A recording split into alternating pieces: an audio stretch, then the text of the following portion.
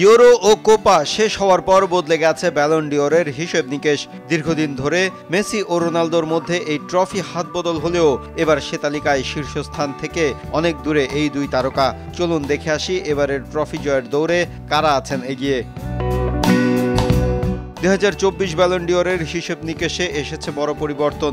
বিশ্ব ফুটবলের প্রভাবশালী ওয়েবসাইট goal.com একটি প্রতিবেদন প্রকাশ করেছে, যেখানে এই তালিকায় সেরা 20 জনের নাম প্রকাশ করা হয়েছে। তালিকায় শীর্ষে আছে ম্যান সিটির স্প্যানিশ তারকা রদ্রি। দারুণ সময় কাটাচ্ছেন এই স্প্যানিশ। দেশের হয়ে ইউরো জিতেছেন উয়েফা নেশনস লিগ। ক্লাবে ম্যান সিটির জার্সিতে জিতেছেন লিগ শিরোপা, সুপার কাপ এবং ক্লাব বিশ্বকাপ। তালিকায় দ্বিতীয় অবস্থানে আছে রিয়াল মাদ্রিদের ব্রাজিলিয়ান তারকা ভিনিসিয়াস জুনিয়র।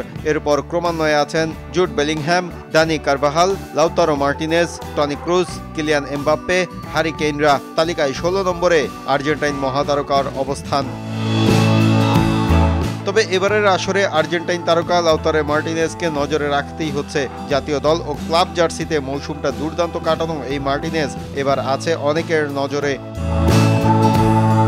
রেকর্ড 8 বার মেসি ও 6 বার এই ট্রফি নিজের করে নিয়েছেন ক্রিস্টিয়ানো রোনালদো। 2008 থেকে 2023 পর্যন্ত একচেটিয়াভাবে পুরস্কারটি ছিল এই দুই ফুটবলারের দখলে। 2018 সালে লুকা মদ্রিচ ও 2022 সালে সেটি করিম বেনজেমা জিতলেও সবশেষ 2023 সালে পুরস্কারটি আবারও নিজের করে নেন লিওনেল মেসি। মাহফুজুল ইসলাম, RTV।